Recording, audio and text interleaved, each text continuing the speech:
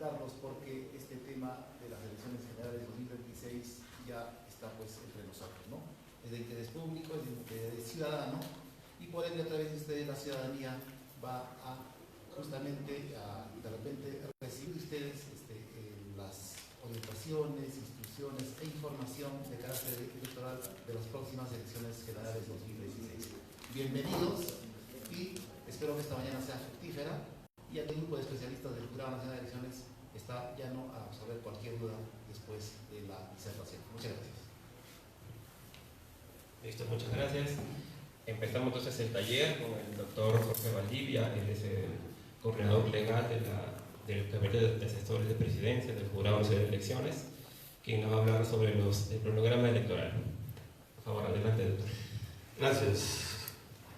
Bien, vamos a empezar nosotros con este tema de elecciones generales de 2026. Aquí en esto vamos a ver unos aspectos generales sobre los candidatos que van a participar en estas elecciones, cuántos escaños se tienen que cubrir, y luego vamos a ver vamos a nombrar prácticamente los jurados electorales especiales que van a funcionar para estas elecciones generales, y finalmente vamos a repasar los hitos importantes del cronograma electoral y nos vamos a detener con mayor fuerza en los hitos que ya se están por vencer, ¿no? Siguiente, por favor. Bien, como ustedes pueden observar, en estas elecciones generales 2026 se van a elegir 208 autoridades. Tenemos la fórmula presidencial, que está compuesta por el candidato presidente y 2 vicepresidentes, los senadores, que van a ser 60, los diputados, que van a ser 130, y los representantes ante el Parlamento andino, que van a ser 5 titulares y 10 suplentes, lo que nos da un total de 208 autoridades o cargos que se van a cubrir en estas elecciones generales 2026. En la tercera columna, en la que está en negrita el número de candidatos, son los candidatos que van a presentar los 43 partidos políticos que están en carrera en estas elecciones generales 2023. Y ahí ustedes pueden observar que obviamente la fórmula presidencial se mantiene, el candidato presidente y 2 vicepresidentes, por lo tanto son 3 candidatos. Para senadores ustedes van a ver una cifra de 56 más 30, ¿y por qué es esta diferencia? Ustedes saben que el artículo 90 de la Constitución Política del Perú y el artículo 21 de la Ley Orgánica de Elecciones nos señala de que para el caso de senadores la elección es mixta, es decir, que una cantidad va a ser elegida por circunscripción múltiple y la otra cantidad va a ser elegida por distrito electoral único nacional. Entonces, esta cantidad elegida por distrito electoral múltiple, tal como se eligen a los diputados y actuales congresistas se eligieron, se eligen 1 por cada circunscripción, a excepción de Lima Metropolitana, que le corresponden 4 candidatos. Sabemos que son 27 circunscripciones electorales, o sea, 27, ¿no? Son 26, más Lima Metropolitana, que hacemos 27, 4 suman 30 candidatos que van a ser elegidos por circunscripción electoral múltiple. ¿Qué cosa quiere decir esto? Que cada departamento, cada región va a elegir a su senador, ¿no? Al menos como Arequipa va a elegir a un senador por distrito electoral múltiple. Las circunscripciones electorales son 27, decía, porque son 1 por cada departamento, 1 por cada región, 1 es por Lima provincias, 1 por la provincia constitucional de Callao y 1 por peruanos residentes en el extranjero. Esas son las 27 circunscripciones que están reguladas en el artículo 21 de la Ley Orgánica de Elecciones.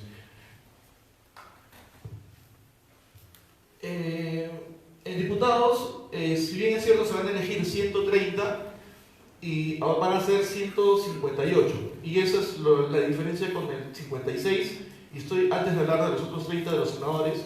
¿Por qué? Porque como esta elección es por distrito electoral múltiple, tanto los 56 que ustedes ven de senadores y los 158 de diputados, el número se eleva por la cifra impar. Es decir, como es un candidato a senador, para cumplir con la paridad, se propone de que, o se regula en la propia ley, en el artículo 21 de la LOE, que la organización política tiene que presentar 2 candidatos. Entonces eso eleva la cifra de candidatos.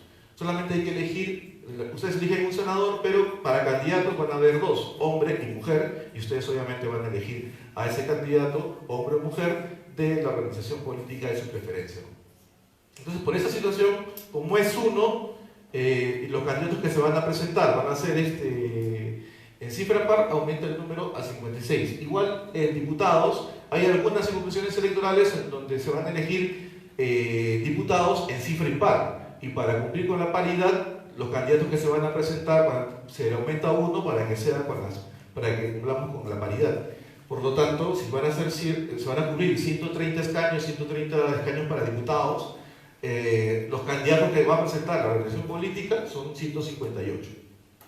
Y lo mismo sucede para representantes del Parlamento andino, porque le dije que eran 5 titulares, 10 suplentes, lo que da un total de 15. Es una cifra impar para presentar y cumplir con la paridad, es decir, que sea igual el número de hombres y mujeres candidatos, se eleva la cifra a 16, lo que hace un total de 263 candidatos que tienen que presentar cada uno de los partidos políticos inscritos y que participan en estas elecciones generales 2026. Hacemos las multiplicaciones, 263 por 43, y nos da la cifra de 11.309, que es la cifra que ustedes ven ahí, que son el total de candidatos que se van a presentar en estas elecciones generales 2021 y que vamos a tener que calificar todos los jurados electorales especiales a nivel nacional, esta cantidad de solicitudes de inscripción, en donde vamos a tener a 11.309 candidatos.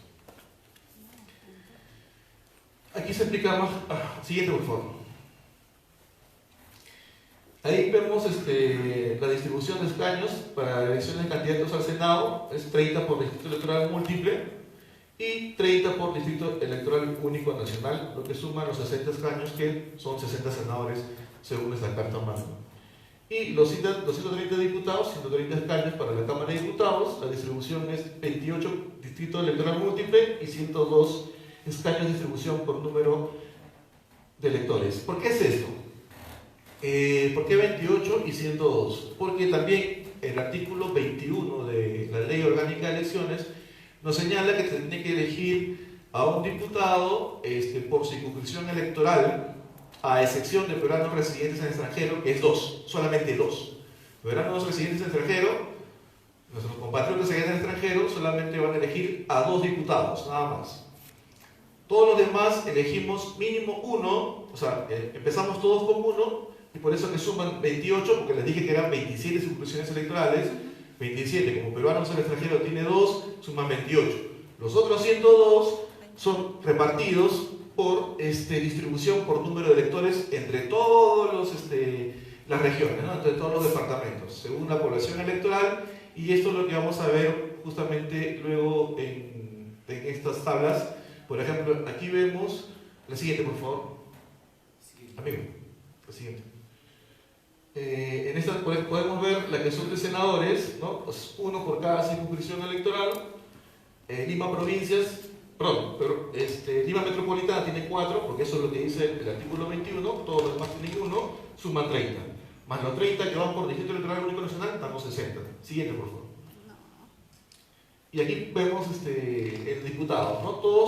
Todos tienen 1, todas las circunscripciones electorales tienen 1, todas las regiones, a excepción del peruano residente extranjero que tiene 2, y el peruano solamente tiene 2. No participan en la siguiente distribución, en donde por población electoral se distribuye, haciendo la regla de 3 simple, salen los números y, por ejemplo, vemos que Arequipa va a elegir 6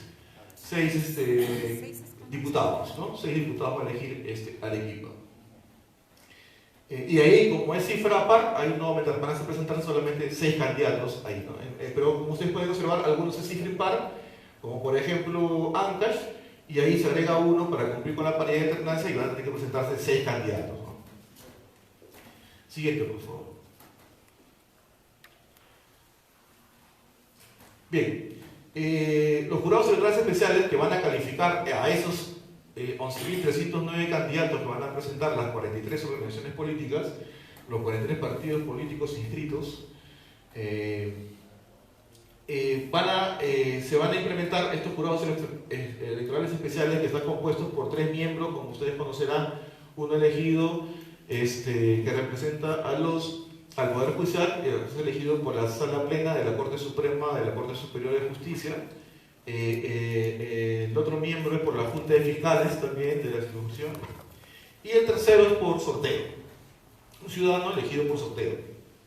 Entonces, la resolución 128-2025 hizo esta distribución de instalación de jurados electorales especiales. Es decir, que para el 25 de abril se instalaron los 5 jurados electorales especiales que están actualmente ya instalados. Uno está aquí en Arequipa 1, y los otros 55, porque solamente se van a instalar 60 jurados electorales especiales para estas elecciones generales de 2026, se iban a instalar el 17 de noviembre, pero esto ha sido modificado por la resolución 237-2025-JNE. ¿Cómo se van a distribuir actualmente? Obviamente los 5 jurados electorales especiales ya están instalados, que fue el 25 de diciembre. Luego tenemos el 29 de agosto de este año se van a instalar 22 jurados electorales. Luego el 30 de septiembre se van a instalar 21 jurados electorales especiales. Y el 17, los dos que nos quedan, ¿no? Los dos que nos quedan. Entre ellos es Lima Centro 2. Así va a ser la distribución actual, ¿no? O mejor dicho, el tiempo que se van a ir instalando los jurados electorales especiales. ¿Por qué? Porque se ha visto, ¿por qué se señaló este cambio? Porque se ha visto que hay un incremento de carga con relación a los casos de publicidad estatal, neutralidad ya va a empezar también a ser fuerte y propaganda electoral también. Entonces, pero publicidad estatal está bastante carga, por lo tanto se ha previsto que en agosto se instalen 22 jurados electorales para más o menos mermar esa carga importante, y alguien nos va a hablar las cifras actuales de incidencias. Bien, este es el panorama electoral. Siguiente, por favor. Y aquí lo vamos a ver, aquí prácticamente no se lee nada, no se preocupe, lo vamos a ver hito por hito. Vamos a ver. El siguiente, por favor. Bien, los hitos importantes. El 12 de julio del 2024 fue un hito importante porque esa es la fecha límite en que los partidos políticos debieron haber inscrito en el registro de organizaciones políticas a sus afiliados que iban a participar como candidatos en estas elecciones generales 2026.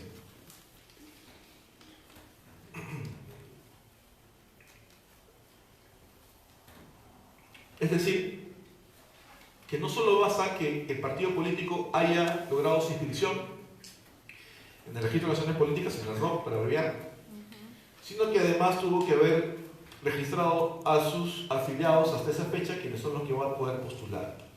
Esos son 2 requisitos para que puedan presentar candidatos. Y los que obviamente no pudieron afiliar, lo que a ese tiempo, ¿no? Los que han afiliado, por ejemplo, el 13, pueden participar, pero como invitados, como designados. Pero los que ya están afiliados a otra organización política y quieren participar por otra organización política, tienen que haber renunciado hasta el 23 de diciembre de 2024. Esa es la otra fecha importante que tienen ustedes que tener conocimiento.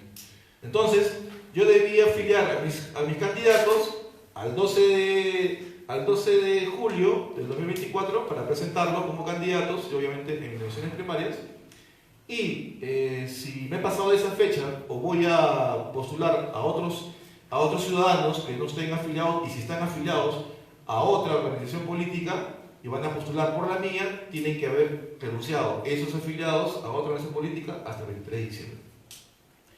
Luego, la convocatoria que se realizó el 26 de marzo es un hito importante porque desde ahí ya toda propaganda, publicidad estatal quedó prohibida, salvo los casos de excepciones que le va a comentar Yanis.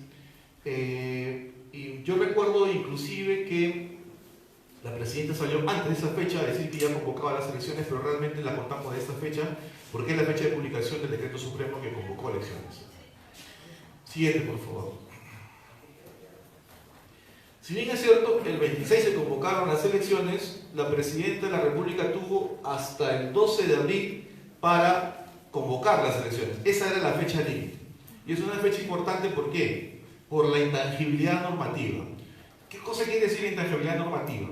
Es decir, que el Congreso de la República si emite una ley actualmente y posterior a esa fecha, si la emite, si la promulga una ley, ya no va a poderse aplicar para este proceso electoral, sino para el siguiente. Eso es lo que es la intangibilidad normativa. Es decir, que si el Congreso quería que algunas leyes se aplicaran para este proceso electoral, tenía que haberlo hecho hasta el 11 de diciembre de este año. Tal como pasó con la ley del recuento de votos, que si ustedes no recuerdan, creo que se publicó el 11 de abril. Y por eso es que el recuento de votos ahora se va a aplicar en este proceso electoral. Y ya más adelante les explicaré un poquito un anís de lo que es el recuento de votos. Y ya las preguntas, si les interesa, me las formulan para entrar con mayor detalle. Entonces ese hito es importante, el 12 de julio, por la intangibilidad normativa. Luego tenemos hito técnico, hitos técnicos, sígueme por favor.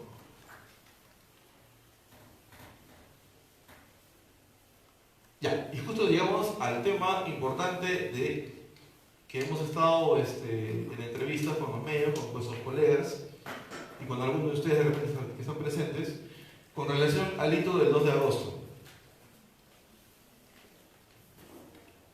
que es la fecha límite para que estos 43 partidos políticos que participan en estas elecciones generales de 2026 presenten solicitud de inscripción de alianzas electorales. Es la fecha límite. Hemos estado promocionando por vuestros medios de que no esperen hasta este último momento para hacerlo, porque trae una cierta complicación. Si bien es cierto, como ustedes pueden ver, la fecha límite para la solicitud, es decir, para que los partidos políticos soliciten la inscripción de alianzas, nosotros tenemos hasta el 1 de septiembre para hacer la inscripción de las alianzas, pero el trámite puede ser engorroso, no puede ser tan sencillo, porque puede ser que se presente la solicitud de alianza, que a su vez debe contener obviamente el acta de constitución de la alianza, el reglamento electoral, que a su vez tiene que contener ciertos requisitos, se presente y sea la Dirección Nacional de Registro de Naciones Políticas la que observe porque tiene que subsanarse algo. Le va a dar un plazo de subsanación. Luego ellos van a presentar la subsanación y obviamente que la DNRO se va a tomar también un tiempo para calificar esa subsanación. Una vez pasada esa etapa va a publicar la síntesis. Si todo está correcto, va a publicar la síntesis.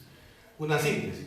Publicada la síntesis, la ciudadanía, en ejercicio de su control ciudadano, puede presentar tachas contra la inscripción de esa alianza, ¿no? La DNRO va a tener que resolver esa tacha en primera instancia y esa resolución puede ser apelada. Y eso finalmente va a ser resuelto por el Pleno del Jurado Nacional de Elecciones y de repente nos podrían pasar esos 30 días para lograr la inscripción. Por eso es que estábamos señalando o estábamos tratando de difundir de que los partidos políticos no esperen hasta el 2 de agosto, que es la fecha límite para presentarla, sino que la hagan ya desde ya, ¿no? Hablamos también del 1. El 1 también es el 1 de septiembre, también es la fecha límite justo para que las organizaciones políticas comuniquen la modalidad de elección.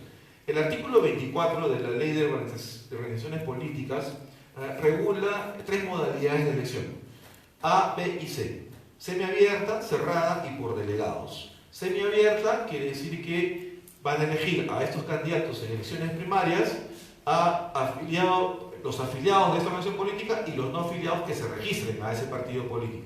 La cerrada solamente van a votar los afiliados.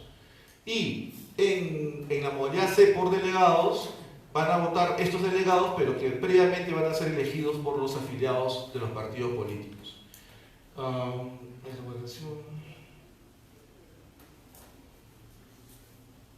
Siguiente, por favor. Los demás son técnicos. El 14 de octubre, cierre del padrón electoral. Este cierre ha sido modificado, ese es el actual ahora, con las modificaciones que se metieron antes del 12 de abril. El cierre del padrón ahora es el 14 de octubre, fecha importante porque ahí, obviamente, ese cierre del padrón, todavía la aprobación, se remite el padrón preliminar posterior, que es aquí el 13 de noviembre, y 30 días después es aprobado por el Pleno del Jurado Nacional de Elecciones. Lo importante aquí es que aquí vamos a conocer quiénes son los que vamos a votar. Aquí están todos, en ese padrón electoral figuran todos los que vamos a votar en las elecciones generales de 2026. Y cuando digo figuran, todo lo que vamos a votar también incluye a los jóvenes de 17 años que van a cumplir 18 hasta el 23 de diciembre de este año también, 2025, que es la fecha límite para la presentación de fórmulas en lista de candidatos. O sea, si bien es cierto, el padrón se cierra el 14 de octubre, va a incluir a los jóvenes que tengan 17 años, pero que cumplan 18 hasta el 23 de diciembre de 2025.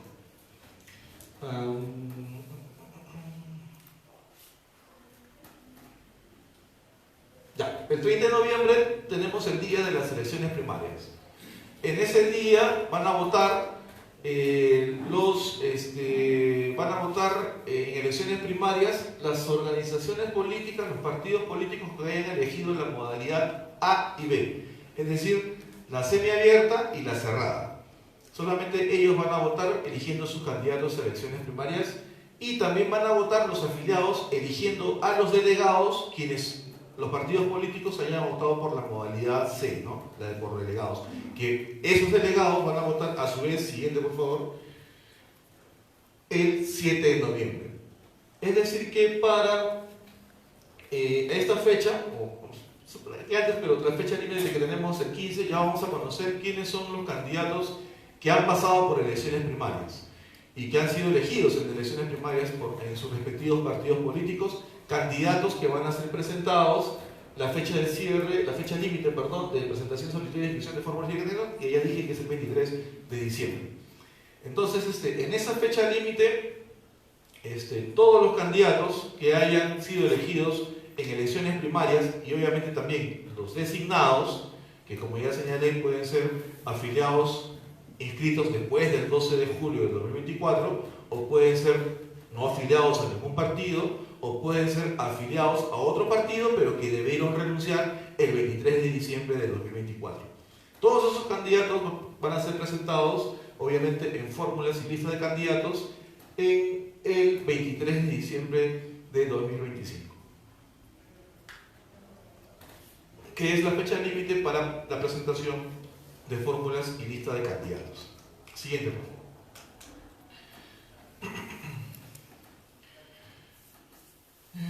El 1 de febrero es el plazo máximo para el sorteo de miembros de mesa. Me interesa la ciudadanía porque ahí vamos a ver si han sido elegidos miembros de mesa. Luego tenemos el 11 de febrero, la fecha límite para la publicación de fórmulas y listas de candidatos admitidas. Ya, aquí por ejemplo, esta es la fecha límite, 11 de febrero, pero no quiere decir que hasta esa fecha nos vamos a demorar en calificar a todos los candidatos que se hayan presentado hasta el 23 de diciembre de 2025. Las calificaciones presentadas, las listas, las fórmulas y listas de candidatos, las calificaciones se van a ir dando 3 días, van a ir calificándose, se van a ir publicando obviamente las admitidas, y una vez publicada esa resolución que admite candidatos, la ciudadanía ya puede ejercer el control de tachas. No es que tengan que esperar hasta esta fecha 3 días después para hacerlo, no. Es publicada la lista admitida. Si la he publicado antes de esta fecha, porque esta es una fecha límite, si se ha publicado antes, es de la publicación en que el ciudadano ya puede ejercer el control ciudadano y presentar las tachas que ellos vean conveniente, obviamente porque ha habido una infracción a las normas electorales sobre la Constitución. Entonces, si bien es cierto, es una fecha límite en donde se tiene que haber publicado todas las listas admitidas, realmente esta admisión y publicación de esa resolución que admite a los candidatos o las listas o fórmulas, ya obviamente que se ha realizado antes, y desde esa publicación es donde comienza a correr el plazo de tachas para el control ciudadano. La fecha límite para resolver exclusiones, tachas en primera instancia es el 26, siguiente, y tenemos hasta el 13 de marzo para resolver en última instancia todas las exclusiones y tachas que se hayan formulado, porque es 30 días antes de las elecciones. Aquí hay una novedad importante, a diferencia de los procesos pasados, con relación a lo que son exclusiones. Las exclusiones son también un control, pero no es un control ciudadano, es un control que realizamos nosotros de oficio. Bueno, realmente lo realiza el área de fiscalización, quienes son los que emiten sus informes. Sin embargo, a diferencia de la normativa que nos regía anteriormente en otros procesos electorales, en este proceso electoral se ha modificado el artículo 23 de la Ley de Organizaciones Políticas, y ahora la única causa de exclusión por omisión en la declaración jurada de hoja de vida del candidato es cuando éste no declara la revelación de sentencia condenatoria firme por delito doloso, incluyendo las de reservas de fallo condenatorio. Solo por eso, por esa causa, si omite información, se le va a iniciar un procedimiento de exclusión al candidato, ¿no? Antes, si ustedes recordarán, también se le seguía este procedimiento de exclusión cuando omitía información en sus bienes y rentas. Ya no va a ser así. También se le omitía información cuando, perdón, se les iniciaba procedimiento de exclusión cuando omitían información con relación a las sentencias fundadas en su contra, firmes, por obligaciones alimentarias, laborales, civiles y por violencia familiar. Esto ya no va a ser causa de exclusión. Todo lo demás, o sea, si yo omito información en todos los demás rubros, que son 8 rubros, o hago una declaración falsa con relación a estos rubros, el procedimiento que se va a seguir es una multa. El único procedimiento de exclusión con relación a la declaración jurada de hoja de vida es solamente si el candidato omite información con relación a la relación de delitos dolosos, de delitos con... Adelante. A la relación de sentencias condenatorias por delitos dolosos, incluyendo las de reservas de fallo condenatorio. Solo por esa omisión de información es que se le puede excluir al candidato. Y la fecha límite para hacerlo, ya incluida la etapa de apelación, va a ser hasta el 13 de febrero. Con lo cual, al 14 de marzo ya sabemos quiénes son los candidatos a los cuales ya vamos a votar, porque ya han habido algunos incluidos, algunos tachados, algunos declarados improcedentes en la etapa de calificación de los candidatos. Entonces, al 14 de marzo ya vamos a saber quiénes son los candidatos a los cuales vamos a votar. Sin embargo, el día 11, hasta esa fecha, todavía se pueden excluir candidatos, pero antes de empezar eso me olvidaba. Hasta el 13 también están las exclusiones por los casos de dádivas. Cuando uno entrega dinero, ¿no? Cuando los candidatos ofrecen dinero a los ciudadanos para que voten por ellos, eso es dádivas. Entonces las exclusiones por dádivas también se pueden dar hasta esa fecha, pero en el caso de dádivas se dan dos casos: cuando hay reincidencia y cuando esta entrega de bien que entregan los candidatos a la ciudadanía, a los electores, es mayor a la 2 subites. Solo en esos casos se pueden excluir por dádivas a los candidatos y también tiene que hacerse hasta antes del 13 de marzo, ¿no? Que es la fecha límite. El 11, les decía, es una exclusión que tiene que ver con la suspensión del ejercicio de la ciudadanía. Hasta esa fecha podemos excluir a los candidatos que, por ejemplo, tengan sentencias con pena privativa de libertad firmes. Eso se suspende el ejercicio de la ciudadanía. Eso está regulado en el artículo 33 de nuestra Carta Magna de la Constitución Política del Perú. La segunda, por tener sentencia firme con pena de inhabilitación. La tercera es por, y creo que era la primera, pero ya empecé con la segunda. Y la tercera sería la de interdicción civil, la interdicción, sentencia firme por interdicción civil. Y hay una cuarta que no está regulada en el 33 de la Constitución, sino está regulada en el literal D del artículo 10 de la Ley Orgánica de Elecciones, que es la que es la sanción de inhabilitación por el Congreso de la República, ¿no? Esa es la cuarta causa por la cual se suspende el ejercicio de la ciudadanía. Y obviamente tenemos el 12 de abril las elecciones, la primera elección es las elecciones generales, ¿no? Donde vamos a elegir a nuestro presidente, vicepresidentes, nuestros congresistas, senadores y diputados, y a nuestros representantes ante el Parlamento andino. Obviamente que justamente después de esta etapa, siguiente de las elecciones, viene la etapa en la que los jurados electorales especiales se pronuncian con relación a los pedidos de nulidad que hayan formulado los personeros de los partidos políticos y también las actas observadas que realizan los centros de cómputo.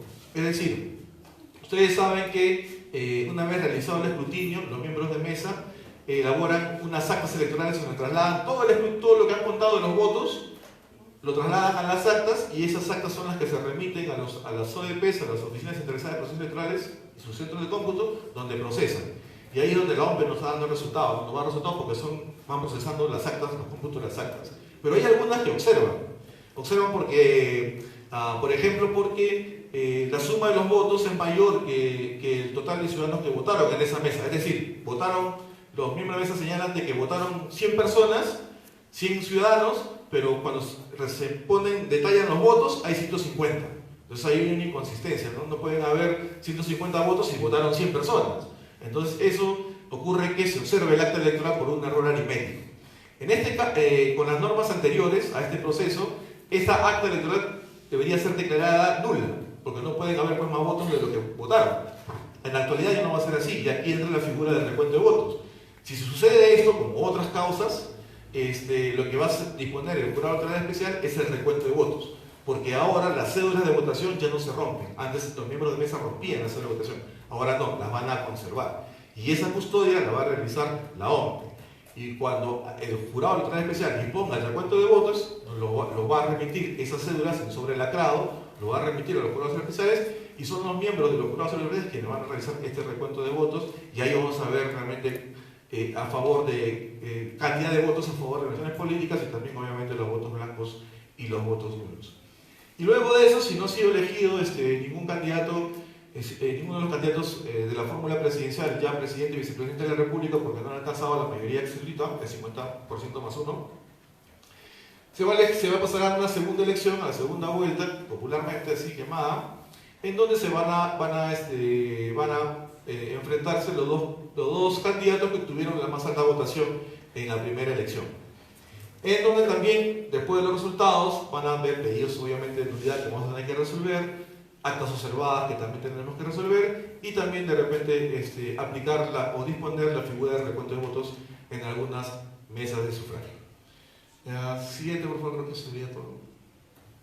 Sí, sería todo. Quedo a sus preguntas.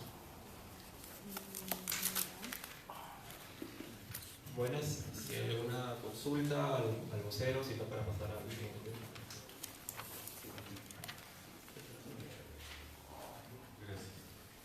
Doctor Valdivia, bueno, le saluda Oscar Pino de Prensa Tour.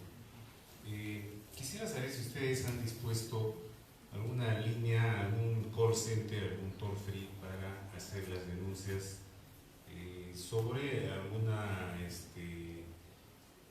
comisión de algún delito, porque entiéndase que la ciudadanía a veces, no a veces, siempre, digamos, odia los trámites engorrosos.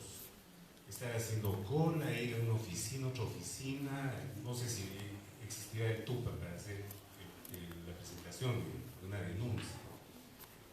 Y si existiera algún call center, como le pregunto, acá en Arequipa o en las provincias, en las sedes descentralizadas, porque de lo que se trata es de poder actuar transparentemente y que la cobertura digamos, de esta información pueda ser lo más amplia posible. Gracias. Marco, ¿tienes esa información?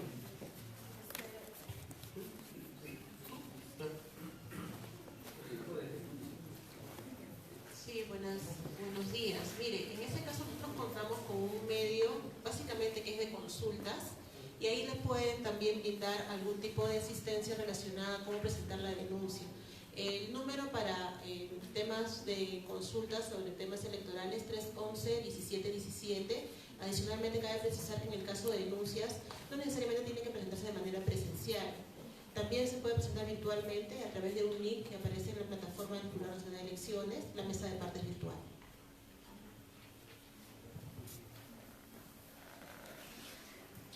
Sí, usted ha señalado que los peruanos en el exterior van a elegir a los diputados. ¿Cuál es la población electoral en el exterior que va a elegir? El sistema electoral en el Perú tiene 3 entidades, ¿no? Entonces, ¿cuánto le cuesta al país estas elecciones? Si no exacto, un dato aproximado. Gracias.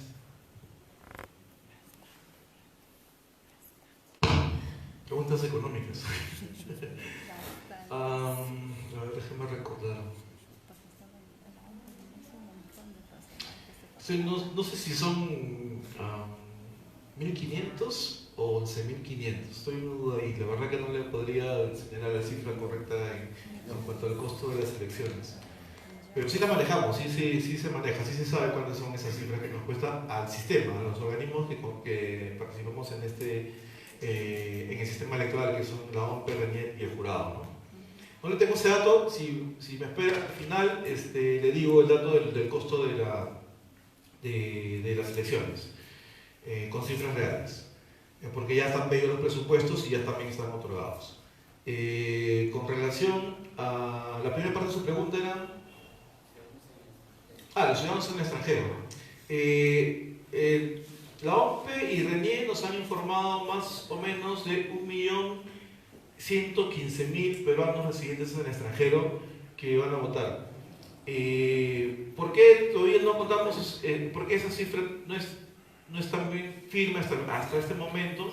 Porque el RENIEC está haciendo, les está entregando DNIs actualizados, DNIs electrónicos. ¿Por qué? Porque también se ha implementado lo que es el voto digital y los peruanos residentes en el extranjero también van a votar, si se anotan voluntariamente al registro que va a publicar la OMPE,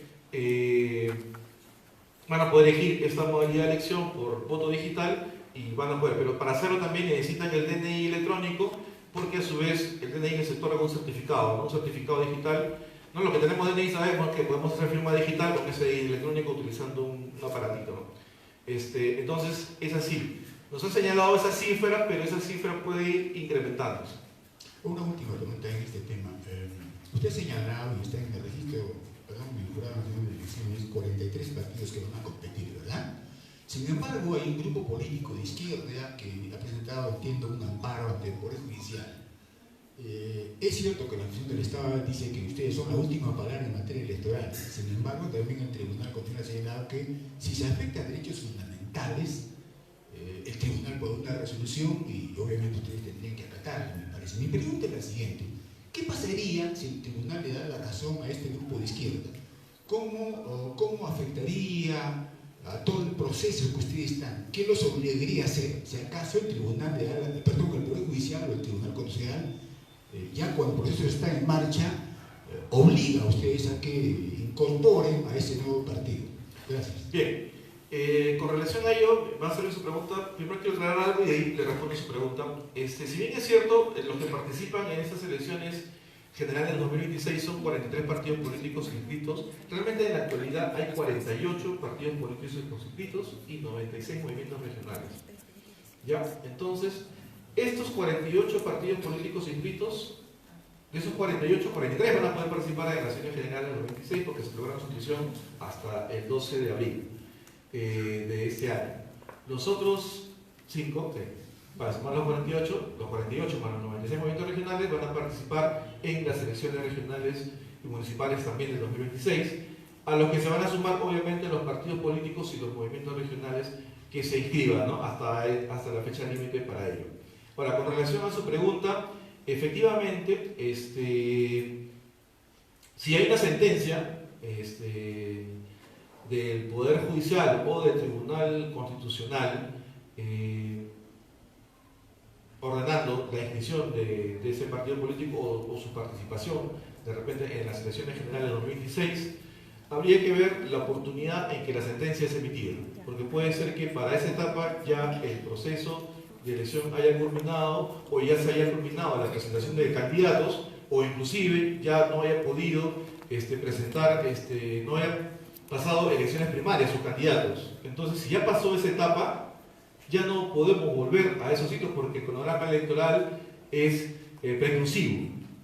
Los sitios electorales son preclusivos, no podemos retrotraernos a otra etapa. Es decir, que si ya estamos, por ejemplo, en la etapa de la calificación de los candidatos que se han presentado, no podemos retrotraernos por esa sentencia a que recién se elijan a los candidatos en primarias y después que se inscriban para recién calificarlos cuando ya después están todos y ya los materiales también electorales sean impresos.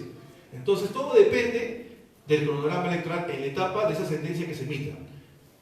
Es más, hay sentencias que ha emitido el Tribunal Constitucional en donde, si bien es cierto, reconocen el derecho constitucional de un lado, en el que de algunos no estamos de acuerdo, señala que solamente exhorta, porque ya la etapa ya terminó, precluyó. Lo mismo sucede si es que se emite una medida cautelar, mientras se decide el proceso principal. El artículo 47, el segundo párrafo del artículo 47 de la Ley Orgánica de Elecciones señala el carácter inmutable del cronograma electoral. Y por lo tanto, aún si hay una medida cautelar y esta se emite ya concluida la etapa, por ejemplo, de primarias, ya no podría esta organización política poder presentar candidatos porque ya esa etapa precluyó, ¿no? Porque tuvo su momento en que tuvo que haber señalado su modalidad de elección, tuvo que haber inscrito a sus candidatos a elecciones primarias y obviamente estas elecciones primarias ya se llevaron a cabo o podrían haberse llevado a cabo. Entonces todo depende del cronograma electoral, ¿no? Porque estos son precursivos y este cronograma electoral aprobado por el Jurado Nacional de Elecciones es inmutable. Listo, doctor, muchas gracias por la exposición. Sé que hay algunas preguntas, pero tenemos que continuar con el programa. Ya luego, al final del evento, pues, se pueden hacer sus preguntas a los voceros. Sí, tenemos que conseguir porque el tiempo acá está bien limitado.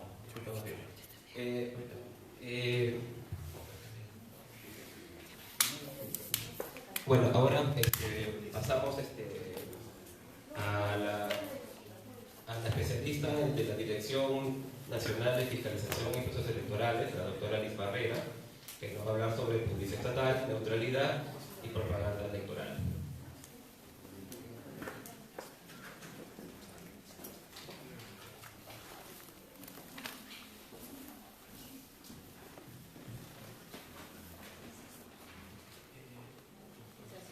¿Cómo están? Tengan todos ustedes muy buenos días. El día de hoy vamos a tocar 3 puntos que son importantes en el marco de un proceso electoral, como lo son la publicidad estatal, la neutralidad y encuestas electorales. Entonces, voy a tratar de sintetizar esta exposición para priorizar las preguntas que tengan a bien considerar. Solo agradeceré que las preguntas guarden relación con los temas que voy a exponer en este momento. Bien, entonces vayamos al primer tema, publicidad estatal. Vamos a partir de la base normativa. Hay que considerar la convocatoria de este proceso electoral porque cuando nos encontramos al día siguiente de la convocatoria, es decir, a partir del día 27 de marzo, se activan una serie de limitaciones y procedimientos relacionados a publicidad estatal. Entonces, por eso este hito es importante en el marco de este proceso electoral. Tenemos también la Ley Orgánica de Elecciones y finalmente el reglamento que regula la propaganda electoral, publicidad estatal y neutralidad en periodo electoral, que fue aprobado a través de la resolución 112-2025 por el Pleno de Jurados en Elecciones. Siguiente, por favor. Ahora, ustedes aquí pueden visualizar una serie de elementos publicitarios, ¿sí? ¿Qué es lo que guardan en común? Es que se enmarcan en la definición de publicidad estatal. Entonces, vayamos a la definición. La publicidad estatal básicamente va a ser información que se va a difundir o que es realizada por las entidades públicas con fondos y recursos públicos respecto a la programación, el inicio, la consecución de actividades, obras y políticas. ¿Para qué? El objeto es posicionar a las entidades públicas que de alguna manera van a dar esta información que va a ser recibida por los ciudadanos o por un grupo o una colectividad específica. Entonces, la prohibición general es que a partir en que nos encontramos en un periodo electoral, es decir, el 27 de marzo de este año, existe esta prohibición general de la difusión de publicidad estatal en periodo electoral. Pero hay una excepción. ¿Quiénes sí pueden realizar la difusión de publicidad estatal? Conforme a las competencias y a las funciones que realizan los organismos que forman parte del sistema electoral, es decir, OMPE, Jurados de Elecciones y RENIEC. Siguiente diapositiva. La excepción a la regla es que esta información sea de impostergable necesidad o utilidad pública. ¿A qué nos referimos con ello?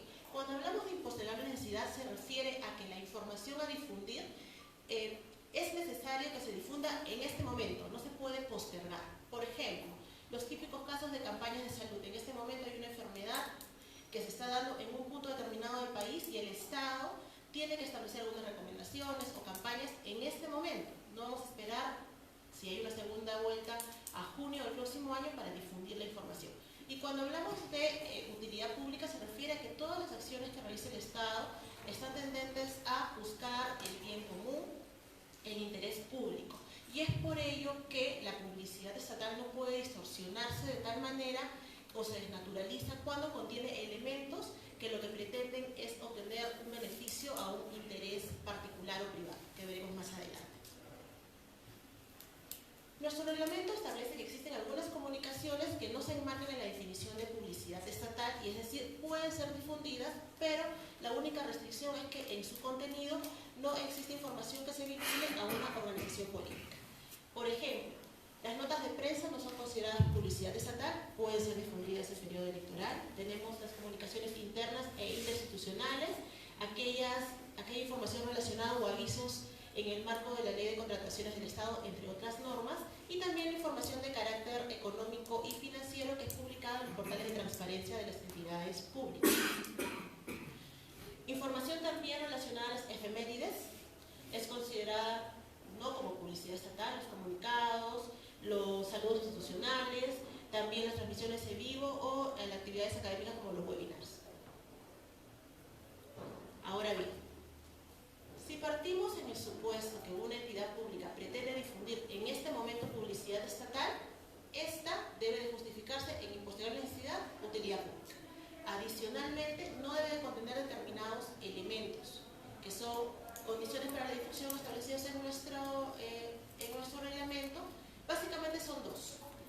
Por un lado, la publicidad estatal en periodo electoral no puede contener información relacionada a una organización política, ya sea a través de símbolos, lemas, colores, frases que se relacionen de manera directa o indirecta a una organización política.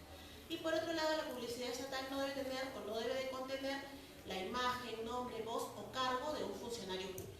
No necesariamente del titular, de manera general de cualquier funcionario público.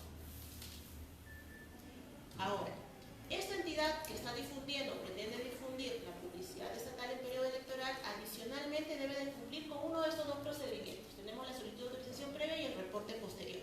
¿En qué se diferencian? Básicamente a través del medio del cual se va a hacer la difusión. Cuando hablamos de autorización previa, se refiere a que la publicidad estatal se va a difundir a través de radio y televisión. Previamente, el jurado electoral especial competente, dependiendo del domicilio de la entidad, tendrá que solicitar esta autorización para poder difundir en radio y televisión. Pero cuando hablamos de elementos publicitarios que se van a difundir a través de redes sociales, de prensa escrita, banners, gigantografías, páginas web institucionales de las entidades públicas, tendrán que hacer uso del reporte posterior. Es decir, una vez que se difunde, a partir del día siguiente tienen 7 días para presentar este reporte posterior. Entonces, cuando hablamos de infracciones en publicidad estatal, serían todas aquellas situaciones o acciones contrarias a las que yo he venido exponiendo hace un momento. Si hemos dicho que la publicidad estatal para que se difunda en periodo electoral requiere que se justifique en posterior necesidad de utilidad pública, de no ser así, será una infracción. O si contiene elementos prohibidos relacionados con una organización política o a un funcionario público, será también una infracción. O que, existiendo los procedimientos ya determinados por el jurado, esos no se den cumplimiento dentro del plazo establecido, también es una infracción. Bien, cuando hay una infracción, el jurado electoral especial lo determina. Inicialmente hay una medida correctiva, que puede estar dada por el retiro, el cese o la adecuación de la publicidad estatal para que continúe su difusión.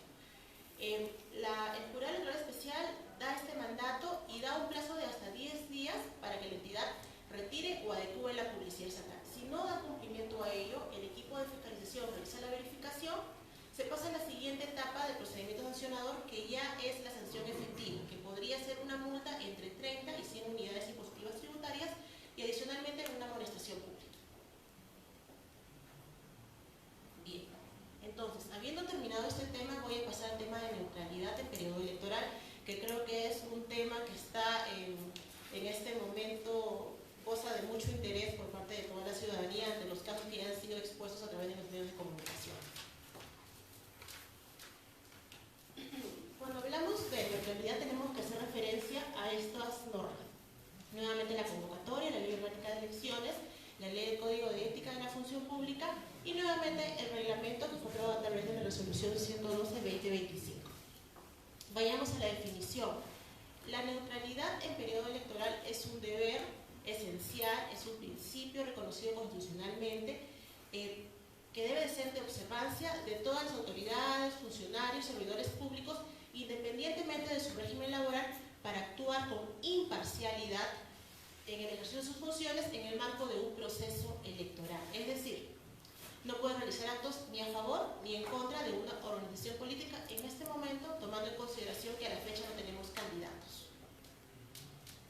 Podríamos hablar tal vez de personas que tienen aspiraciones políticas, pero no de candidatos.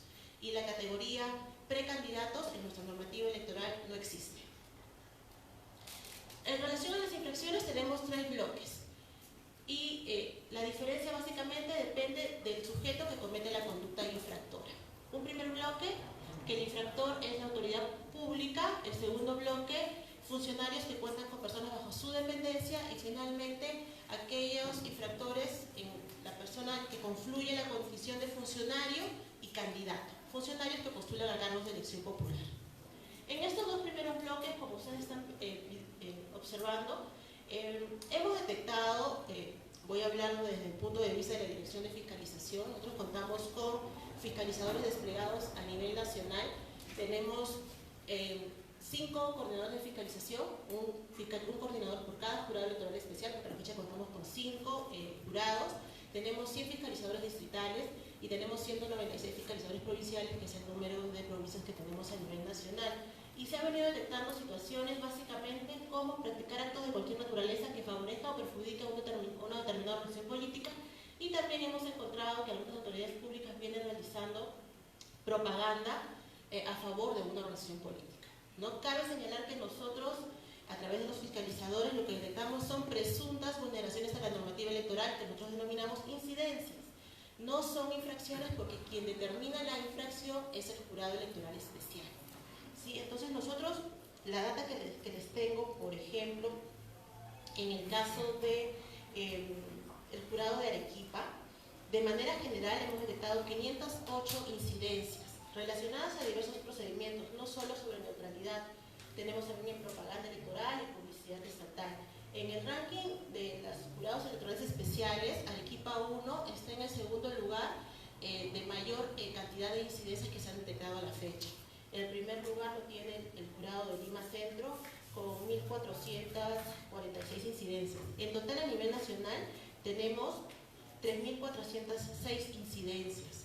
Y a la fecha, al día de hoy, 9 de la mañana, se han presentado un total de 3.254 informes a los jurados electorales especiales. Estos informes contienen una opinión técnica que no es vinculante. Es decir, nosotros podemos señalar una presunción ante hay una presunta vulneración a la normativa, pero será el jurado electoral especial en primera instancia quien determine la existencia o no de la infracción. Bien, en relación al segundo bloque, aquí ustedes pueden visualizar cuáles son los supuestos de infracción que la normativa ha establecido o ha tipificado. ¿Y cuál es el tratamiento? Aquí es importante, porque muchas veces lo que percibimos es que los ciudadanos consideran que el jurado no está realizando su labor, o no de manera óptima o eficiente. Hay que señalar que no en todos los casos el jurado en elecciones, a través de los jurados especiales en primera instancia, sanciona una infracción al deber de neutralidad, ya que en esos 2 primeros bloques de infracciones, cuando el infractor es una autoridad pública, que podría ser, por ejemplo, un consejero. Hemos tenido un caso de una consejera regional, la señora Marlene Arminta, ¿no? Que ella realizó participó en un acto favoreciendo, realizando algún tipo de propaganda en relación a una organización política. En este caso, por ejemplo, el jurado electoral especial de Arequipa estableció que efectivamente hubo infracción al deber de neutralidad, y al tratarse de una autoridad pública, aquí lo que correspondió fue remitir los actuados al Ministerio Público, a la Contraloría General de la República y a la entidad a la que pertenece esta funcionaria, para que ellos tomen las acciones que correspondan y, de ser necesario, emitir la sanción. ¿Sí? Entonces, en esos casos, tanto autoridades públicas como funcionarios que tienen personas bajo su dependencia, lo que corresponde es remitir los actuados de determinarse la infracción a estas instancias, para que ellos se encarguen de sancionar, de corresponder. Solo en el caso en los cuales el infractor es un funcionario candidato, que ello ocurrirá de aquí a noviembre, cuando estemos ante elecciones primarias, y posteriormente, ya cuando nos encontremos ante la presentación de inscripción de las listas y las fórmulas, podríamos hablar de funcionarios candidatos. En este momento, como indiqué, no tenemos funcionarios candidatos, no hay candidatos todavía. la norma que establece, a partir de los 90 días anteriores al proceso electoral, vale decir, a partir del 12 de enero del próximo año, esos funcionarios candidatos se encuentran prohibidos de realizar actos de proselitismo político en la inauguración e inspección de obras públicas, así como tampoco pueden repartir a personas o a entidades bienes adquiridos con recursos públicos. Bien, entonces, en este caso, si se logra establecer que efectivamente ha habido una vulneración al deber de localidad, una infracción, el jurado electoral especial va a iniciar procedimiento sancionador y hay dos etapas.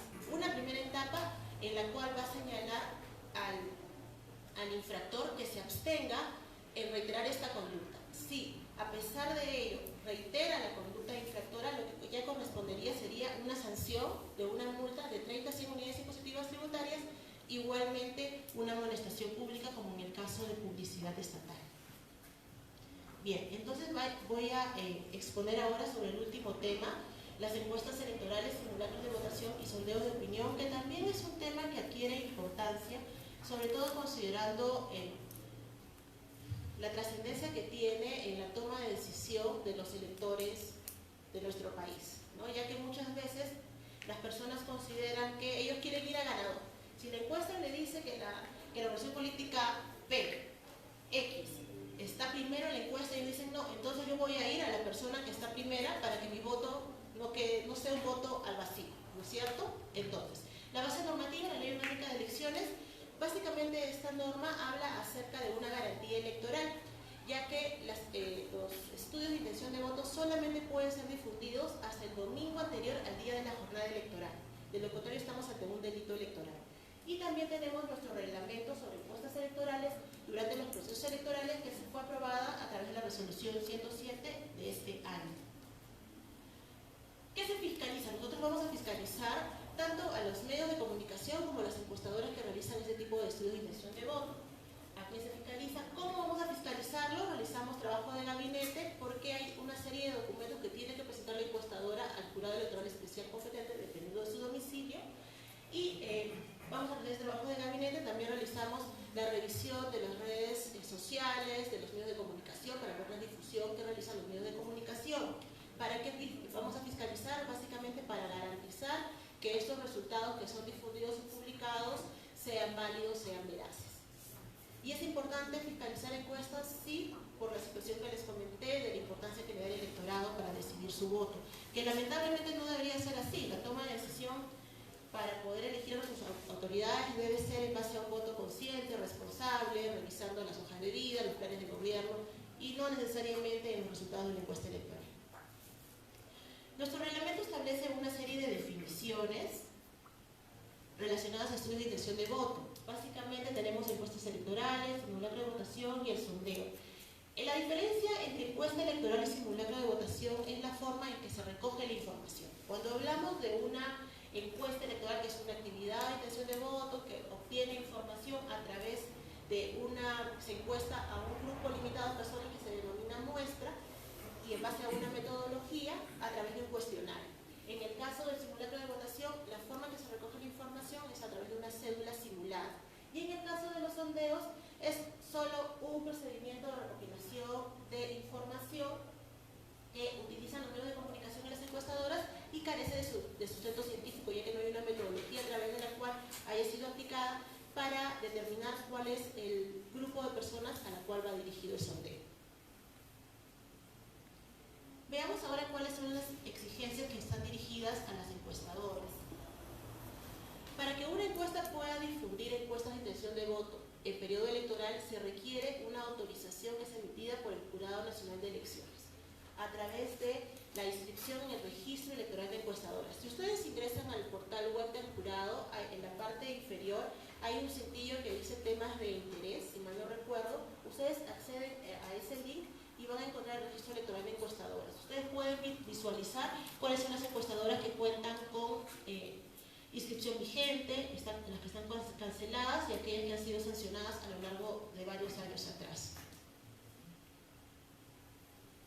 Ahora, una vez que se difunde una encuesta, un simulacro en un medio de comunicación, la empresa encuestadora tiene la obligación de presentar un informe completo y detallado al jurado electoral especial, dentro del plazo de los 5 días siguientes a la fecha en que se difundió el estudio de intención de voto. Hay una serie de requisitos o exigencias que establece el reglamento respecto al contenido tanto del informe como de la ficha técnica. Ustedes los están visualizando. En el caso de las encuestas electorales, esos son los requisitos. En el caso del simulacro, estos de aquí son los requisitos, las exigencias del reglamento. También se exige que la documentación que es presentada ante el jurado electoral especial cuente con un visado. Cada hoja debe de contener la firma del estadístico que es responsable de ese estudio de intención de voto o señalar en un documento que se ha encargado de la realización de este estudio. Adicionalmente, la encuestadora debe de presentar, debe de señalar cuál es la página web en la propia institucional en la cual ha realizado la difusión de la publicidad estatal. Y ahora vayamos a lo que a ustedes creo les interesa más. ¿Qué sucede con los medios de comunicación? ¿Cuáles son las exigencias o obligaciones dirigidas a ellos? Cuando hablamos de la difusión de encuestas o de simulacros, el medio de comunicación se encuentra obligado de publicar o transmitir durante la difusión de los resultados toda esta información. Si no hay un cumplimiento de esta información o de la difusión, lo que corresponde es que el jurado electoral especial disponga una rectificación. Los medios de comunicación tendrán que hacer una rectificación de la publicación o de la transmisión, señalando los puntos faltantes o completando toda la información señalada aquí. Listo. Y esto se encuentra en el artículo 24 de la resolución 107/2025. ¿Y qué sucede con la difusión de los sondeos? Al ser un estudio, no es un estudio, una recopilación de información que no cuenta con sustento científico, durante la transmisión el medio de comunicación tiene que colocar esa frase para dar cumplimiento al reglamento. Los resultados de este sondeo son referenciales y no tienen sustento científico. Y finalmente, aquí estamos señalando cuáles son las infracciones y las sanciones contempladas en el reglamento. Si ustedes visualizan, la única infracción que tiene como sanción una multa es en el primer caso, una multa de 10 a 100 unidades impositivas tributarias. Va dirigida a quien resulte responsable de la difusión de una encuesta, de un simulacro, en el periodo en que ésta se encuentra prohibida, es decir, durante la semana previa a la jornada electoral. Quien resulte responsable podría ser la encuestadora y o el medio de comunicación. Y luego de ello, todas las infracciones están dirigidas a las encuestadoras, básicamente si no dan cumplimiento de las exigencias del reglamento, y la sanción es una suspensión que puede variar entre los 20 a 60 días, incluso la cancelación del registro electoral de encuestadoras. Es decir, que durante este periodo las encuestadoras no podrán difundir estudios de intención de voto o simulacros electorales. Bien, entonces, por mi parte, esta es la información que yo quería brindarles el día de hoy y quedo atenta a las preguntas que ustedes tengan a mí formular relacionadas a los temas que he tocado hoy. ¿Había una pregunta para la especialista sobre estos temas? Sino para pasar al siguiente expositor. Sí. ¿Qué tal? Buenos días. Una consulta. La sanción por publicidad o por propaganda electoral, ¿la sanción va para la entidad que comete este acto o va para el funcionario en ese caso? Ahora, en este caso de las encuestas de opinión, por ejemplo, algunas son extensas, ¿no? Digamos, si solo quiero, en caso del candidato presidencial, y veo que otro medio ha publicado, digamos, la encuesta de Ipsos, por ejemplo, y nosotros también tendríamos que considerar esos datos como la muestra, el método que han utilizado, toda la población, también tendríamos que considerarlo en caso solo mencionar, digamos, solo al candidato presidencial, más no todo, porque normalmente algunas encuestadoras usan al presidente, a los congresistas, ¿no? Entre otros, los diputados en este caso que va a haber. ¿Cómo sería en ese caso si solo queremos mencionar esa parte nada más? Bien, en relación a la primera pregunta sobre a quién va dirigida la sanción en el caso de publicidad estatal, sí, que es diferente a propaganda electoral, ¿sí? Sí. Publicidad estatal. En el caso de publicidad estatal, la sanción va dirigida al titular de la entidad a título personal, no a la entidad, al titular de la entidad. Y en la segunda consulta que ha formulado en relación a si un medio de comunicación no difunde toda la encuesta, sino solo alguna de las preguntas, tiene que igualmente señalar todos esos datos del estudio de manera integral. Se me ocurre, solamente van a difundir una pregunta con todas sus respuestas y tendrán que señalar todos los puntos que son parte de la ficha técnica de todo el estudio. No necesariamente va a difundir todas las preguntas del estudio, de repente quieren darle relevancia a una o dos preguntas, pero sí tendrá que consignar todos los puntos exigidos respecto a la ficha técnica. Una consulta adicional. ¿Hay alguna sanción, digamos, si es que el medio omite esa información para el medio? No hay sanción para los medios, pero sí tiene que ser la rectificación.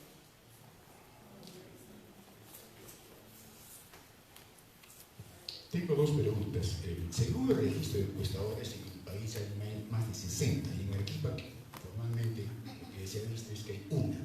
Sin embargo, en las redes, en el Face, hay bastantes, entre comillas, encuestadores. Entonces mi pregunta es, ¿cómo está haciendo el jurado para eso? Incluso, para mi sorpresa, algunos comunicadores son casi como los servidores públicos y levantan, como se dice, algunos canetos. Mi pregunta puntual es, ¿qué mecanismo de fiscalización está haciendo el jurado, ¿no? Para eso? ¿Hay sanciones o simplemente se anuncia y no se cumple? La segunda pregunta es en relación a la publicidad estatal. Consejeros de minoría del Consejo Regional han presentado un informe de fiscalización donde señalan que la autoridad regional de Arequipa, la cabeza, habría infringido el reglamento de publicidad estatal. Y supuestamente han acompañado, ¿no?, fotografías, datos, seguimiento. Entonces, el presidente del Consejo Regional ha informado que ese tema es competencia del jurado electoral, no es competencia del Consejo Regional. El argumento del consejero que ha presentado este informe de fiscalización es que de por medio se está utilizando recursos públicos y segundo, se está violando la ley electoral, mejor dicho, de publicidad estatal. Por tanto, pide que actúe. Remarco el argumento del presidente del comité del Consejo Regional es que ese tema es competencia del jurado y ellos no se van a meter. Mi inquietud es, ¿quién tiene que actuar ahí? ¿El jurado? ¿El Consejo Regional? Le escucho.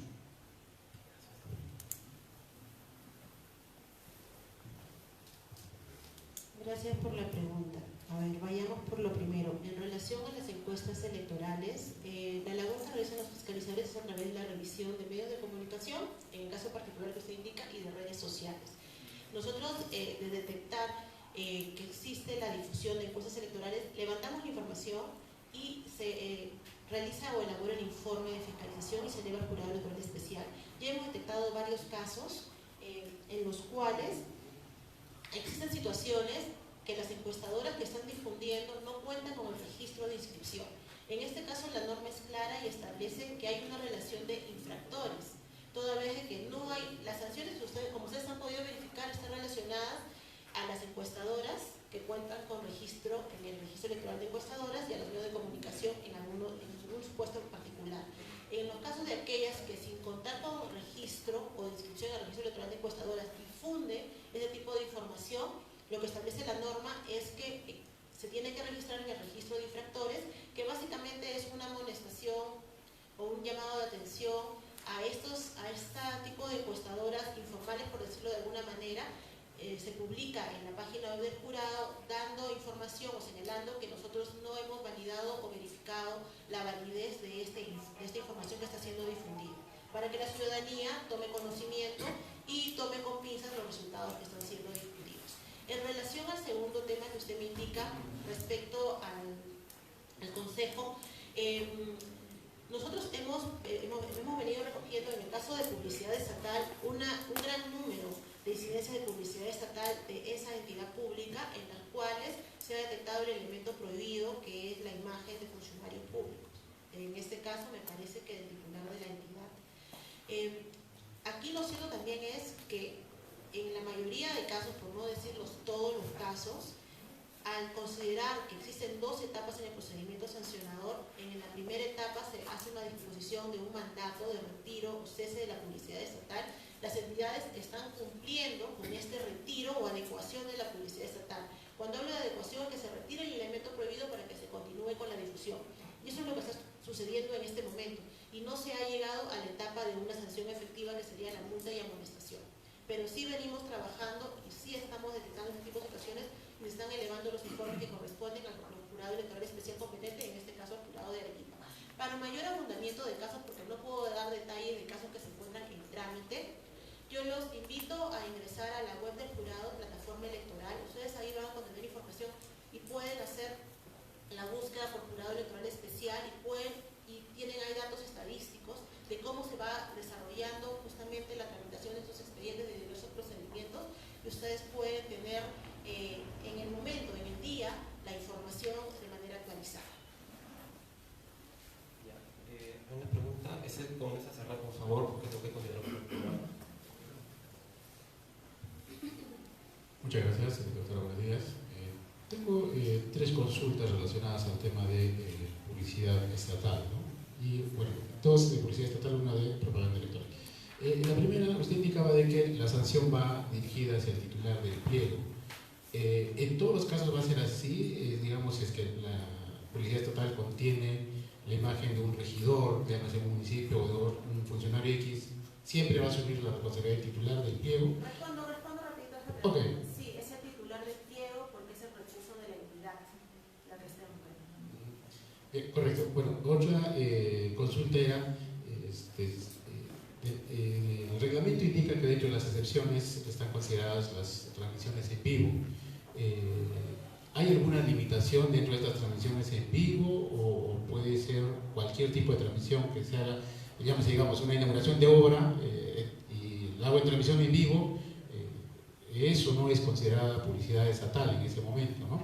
Ya respondo a esa pregunta. Conforme la normativa y el artículo correspondiente, si mal no recuerdo, el artículo 17 indica cuáles son las comunicaciones que no son consideradas publicidad estatal.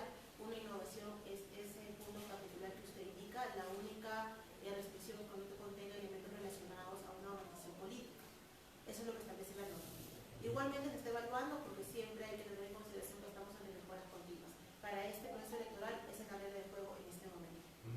Perfecto. Y finalmente, hay un proceso de vulneración al principio de neutralidad que ya se emite un informe y las conclusiones indican, ¿no?, que se deriva a diferentes instituciones y una de ellas es el Ministerio Público también. ¿Puede ser considerado de repente un delito este tema de vulneración a la neutralidad electoral también, que por ello se deriva al Ministerio Público, o cuál sería el curso, digamos, ¿no? ¿Qué dice la experiencia que se ha trabajado en estos temas de repente por parte del jurado? Muchísimas gracias. Gracias. Bien, en este caso, cuando el funcionario o el infractor es una autoridad pública o un funcionario que tiene personas bajo su dependencia, efectivamente la norma establece que se corre traslado a esas 3 instancias. Al Ministerio Público, como usted bien indica, para que se establezca si hay un registro penal, ya correrá la vía que corresponda. En el caso de la Contraloría General de la República, para que se establezca si hay un uso indebido de recursos públicos, y a la entidad a la que pertenece el infractor, para que de considerar o de ser lo establezca de esa manera, imponer la sanción administrativa que corresponda. Doctora, muchas gracias. Esa fue la exposición sobre publicidad estatal, neutralidad y propaganda electoral. En sus carpetas le hemos entregado una encuesta. Por favor, llénenlo. Es muy simple, son 5 preguntas. Y los dejan, por favor, afuera con la señorita. Va a ser de mucha utilidad para nosotros. Ahora vamos a pasar ya como último parte del programa al señor Gianmarco Vila, que va a hablar sobre desinformación y fact-checking. Muy buenos días, colegas. Gracias por asistir a este evento que organiza el Jurado Nacional de Elecciones. Reiterar el saludo, en mi caso, a nombre de la Oficina General de Comunicaciones del Jurado Nacional de Elecciones, para comentarles el día de hoy qué se está haciendo, qué trabajo se está haciendo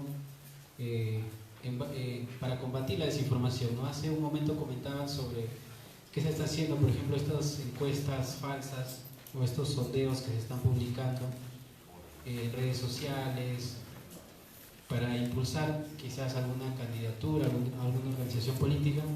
El Jurado Nacional de Elecciones tiene un equipo que está trabajando para combatir también este tipo de desinformación que de alguna manera va a mellar o va a afectar la voluntad popular, ¿no?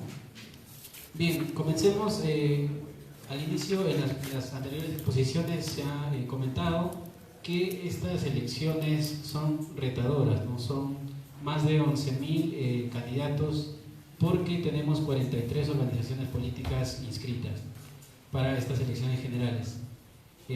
Hasta el 2 de agosto se espera que se realicen estas alianzas electorales.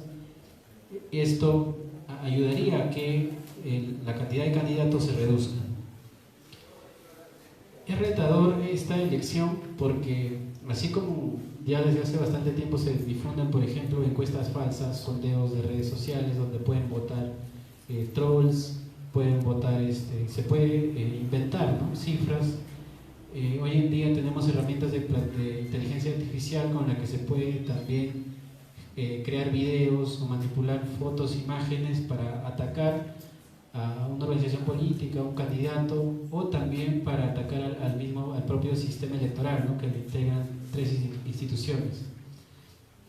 Entonces es retador y por eso el Jurado Nacional de Elecciones se está preparando, y también con esta exposición queremos compartir algunas herramientas con ustedes y detallar el trabajo que se está haciendo para evitar estos ataques.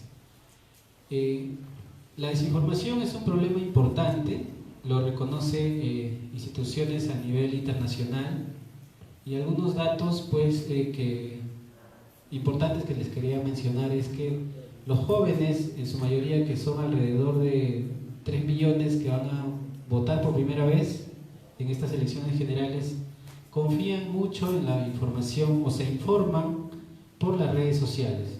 O sea, consumen mucho internet, es el principal canal por el que ellos se informan, pero a la vez ellos manifiestan que la confianza que tienen en estos medios de información es muy baja. También tenemos una cifra importante de que una noticia falsa se comparte 7 veces más que una noticia verdadera. Así como los periodistas sabemos que una noticia trágica o negativa se difunde más que una noticia positiva, quizás lo mismo pasa con las noticias falsas, ¿no?, con la desinformación. O sea, rebota mucho más, 7 veces más que una información verdadera. Además, esta desinformación tiene un impacto negativo, ¿no?, a nivel también de las personas, porque genera controversias, las personas terminan tomando posición, y lo más preocupante es que genera pues la desconfianza entre las organizaciones políticas y también la desconfianza entre los organismos electorales, ¿no?, porque ni siquiera empiezan las elecciones pero ya se habla de un fraude o de un favoritismo o de campañas en contra de algunos candidatos. Algunos casos que hemos podido recoger en estos meses, primeros meses de este año 2025, pues se habla de una campaña contra un posible candidato, también se habla de fraude y narrativas que se repiten año tras año, ¿no?, de que los muertos votan. En las elecciones anteriores también se mencionó sobre que se entregaban lapiceros que se podían borrar los votos, pero son temas, son refritos que se repiten elección tras elección. Entonces, ante esto, el Jurado Nacional de Elecciones como respuesta, desde el 2021, que fue una elección en la que se atacó mucho al sistema electoral, se habló de fraude después de la segunda vuelta, ante todo esto el jurado ha creado un comité de fact-checking, que la traducción significa verificación de hechos, verificación de datos. Es un equipo técnico que está conformado por funcionarios del Jurado Nacional de Elecciones que tienen a su cargo direcciones importantes, ¿no?, como ROP, educación, también fiscalización, entre otros. Desde el año 2021 se emiten las verificaciones y es un trabajo que tiene que ser inmediato para dar respuesta a esta desinformación. Este comité de fact-checking se rige por un protocolo y también una metodología de trabajo, ¿no? Aquí vamos a repasar rápidamente qué se verifica. Recordar que solamente se tratan temas electorales, ¿no? Porque es la competencia del Jurado Nacional de Elecciones. Temas relacionados a la normativa, a los procedimientos, a los temas de los jurados electorales especiales, en este caso a Arequipa 1, también respecto al desempeño de los funcionarios de la institución y también sobre lo que ya les contaba hace un momento, la manipulación de fotos e imágenes con inteligencia artificial. Asimismo, es importante aclarar que este comité no se va a pronunciar ante algunos temas, ¿no? Por ejemplo, publicaciones de bots o trolls que se identifican, memes o temas de comedia, sátira, tampoco opiniones, porque digamos un líder de opinión o un posible candidato en estos momentos podría ejercer una opinión y esta no puede ser verificada, ¿no? Porque es subjetiva, ¿no? La opinión no es un hecho concreto que se pueda verificar. Sin embargo, cuando se hacen afirmaciones, sí se realiza esta verificación. Tampoco se va a tratar temas de la vida personal o temas que estén pendientes de trámite en los jurados electorales especiales o en el Jurado Nacional de Elecciones. Por ejemplo, tenemos temas de vacancia o suspensión de autoridades municipales y regionales que están en trámite, ¿no? Sabemos que en primera instancia se resuelve en el Consejo Municipal y finalmente si se apela en el Jurado Nacional de Elecciones, en el Pleno. Sin embargo, por ejemplo, estos temas no se puede emitir un pronunciamiento porque el resultado puede variar. En procesos electorales en marcha no se pueden verificar tampoco casos que no estén relacionados a la competencia del jurado ni a la normativa.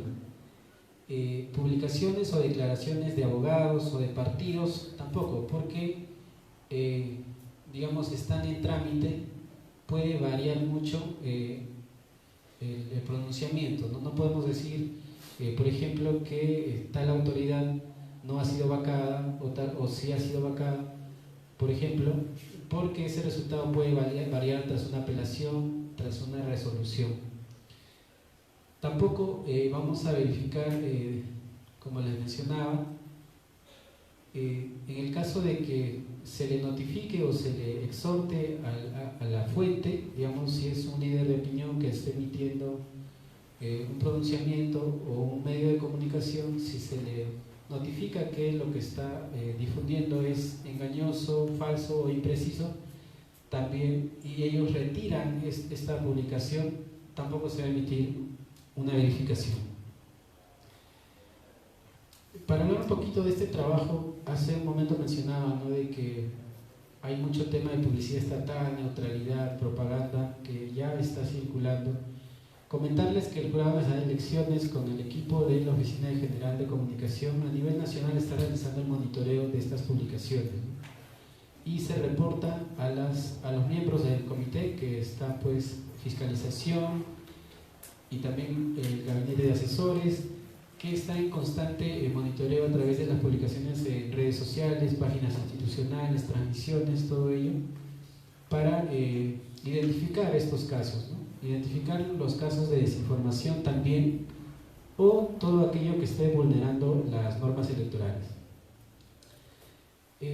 La metodología que utilizamos es que cuando detectamos una posible desinformación o una alerta de desinformación, se envía al comité que está integrado por estos funcionarios para que se haga un análisis. Se haga un análisis y calificación de si amerita o no realizar una verificación. Se redacta también una propuesta que finalmente se revisa y se aprueba para que sea publicada en los canales oficiales del JNE. Algunos desmentidos que hemos realizado este año, por ejemplo, a modo de burla, a modo de parodia, de meme, se publicó que el Papa, el León XIV, estaba afiliado a un partido político.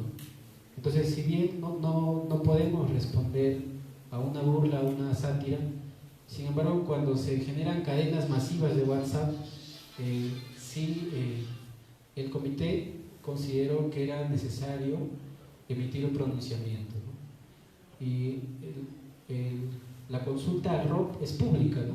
Podemos con el DNI de cualquier persona saber si está afiliado y el historial también de afiliaciones que ha tenido en el año. También a lo largo de los años.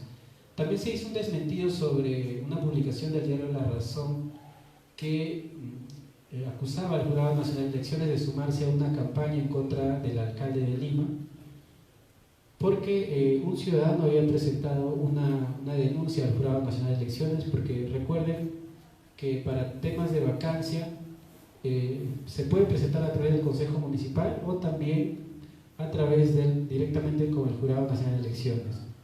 Y llegó esta solicitud de vacancia y la misma que en cumplimiento del procedimiento el jurado trasladó al Consejo Municipal para que se evalúe y se vote. Sin embargo, el titular afirmaba que había una campaña, ¿no?, a la cual el Jurado Nacional de Elecciones se sumaba en contra del alcalde. Eso se desmintió porque tampoco se le notificó al medio y ellos no corrigieron la información.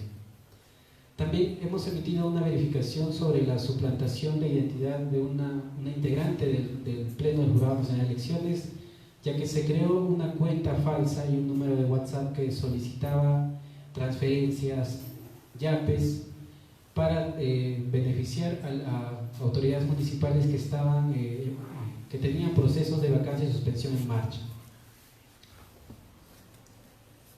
Asimismo, comentarles que el Jurado Nacional de Elecciones, a través de este comité, está realizando diversas campañas, ¿no?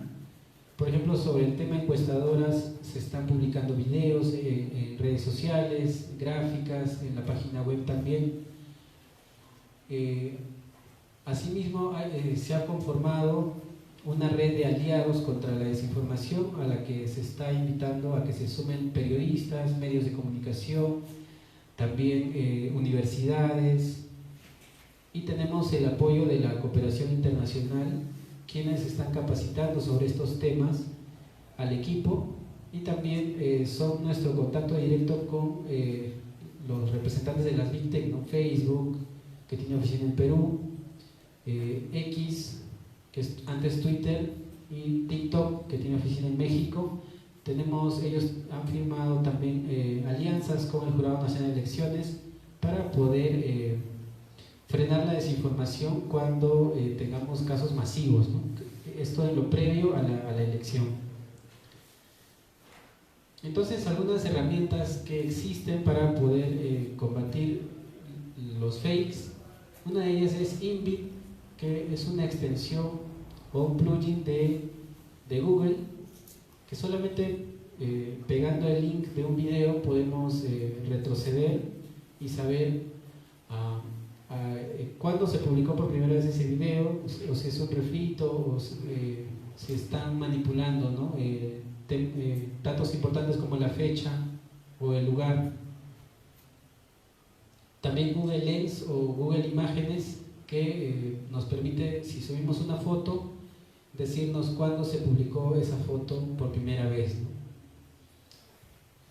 Es importante detenernos aquí con estas herramientas, porque estas dos, para imágenes y videos, porque un estudio de propio Google, del equipo de Google, señala que el 80% de estos fakes o estas desinformaciones usan imágenes y videos, ¿no? Asimismo, la plataforma de Google cuenta con un repositorio de verificaciones de hechos recientes en tiempo real. El link lo hemos dejado ahí, pero también en el buscador pueden poner Google Fact Check Explorer y les va a llevar a esa página donde existen muchas publicaciones de desmentidos, ¿no?, a nivel nacional e internacional. Podemos buscar por palabras claves, porque recordemos que medios internacionales, agencias de noticias como AFP, también tienen verificaciones, y en el Perú también los periodistas de investigación, estos portales, activan sus plataformas de verificación en época electoral, como Amayuya, por ejemplo, que estuvo muy activa en la elección anterior, y ellos publican sus verificaciones y Google tiene este repositorio. Otras dos herramientas importantes que nos han compartido y queremos también compartir con ustedes son las bibliotecas de anuncios de Facebook, Meta y de Google, ¿no? Son de acceso público. Podemos saber qué páginas están pagando para promocionar sus videos, sus fotos. Por ejemplo, teníamos que hacer una búsqueda por palabra clave, pusimos Arequipa y la biblioteca de anuncios de Meta y vimos que hasta el 23 de julio el gobierno regional de Arequipa estaba promocionando un video, ¿no? También tenemos un congresista que está promocionando un video. Entonces, con estas plataformas podemos saber, digamos, cuando se presente un ataque o una desinformación, saber cuál es la fuente, quién es la persona que está invirtiendo para que estas publicaciones se masifiquen, el periodo y el lugar exacto al que están apuntando como un objetivo. También la biblioteca de Google nos permite saber toda la inversión que hay, y esto crece mucho en época electoral. Los videos de YouTube tienen antes una publicidad, ¿no? Cuando queremos reproducir un video, una música, una canción, un tema, sale antes una publicidad pagada. Entonces, con la biblioteca de anuncios de Google podemos saber también cuáles son estas páginas que están publicando, que están pagando para promocionar estos temas. Entonces ahí les hemos dejado los links, pero también en el navegador pueden redactar, escribir biblioteca de anuncios de Meta o biblioteca de anuncios de Google, ir probando la plataforma para familiarizarse. Y como hace un momento nos mencionábamos, pedían o solicitaban un canal para quejas o denuncias. Recordarles también que ante casos de desinformación o ataques pueden escribir a este correo, factchecking@jne, y nosotros podemos sumarlos también a esta red de aliados y atender las denuncias o estos casos que puedan tener para una comunicación más directa con el equipo de la Oficina General de Comunicaciones y los colegas periodistas. Muchas gracias. Muchas gracias al señor Gianmarco Vila. ¿Hay algunas preguntas? Sí, a ver, por favor.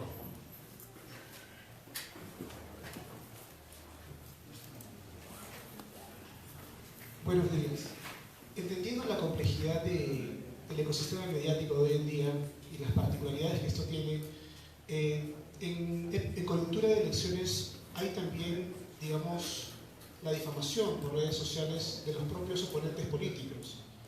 De comprobarse una situación de esta índole, ¿qué procede y qué sanción recae sobre aquella agrupación política, no necesariamente adepto al partido, pero sí de los propios candidatos que financien estos fake news en contra del oponente? ¿Cuál sería el procedimiento que se sigue de parte del jurado? Gracias.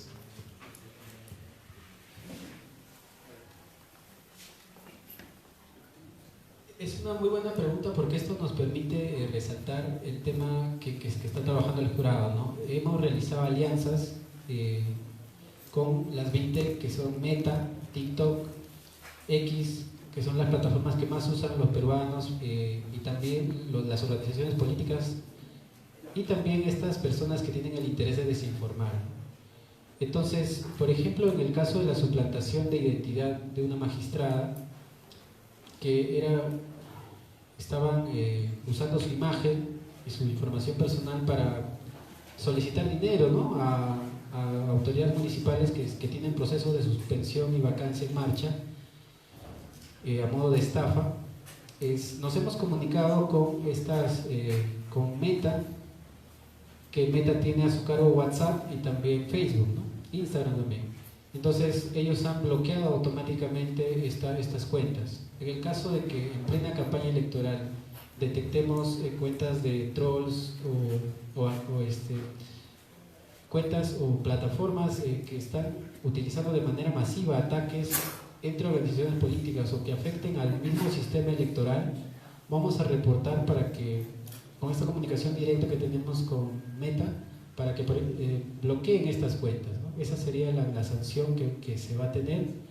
Y por otro lado también desde el área de fiscalización, como ya le mencionaba, y de la Dirección de Educación existe el pacto ético, ¿no?, que firman las organizaciones para comprometerse a no realizar estas malas prácticas en la contienda.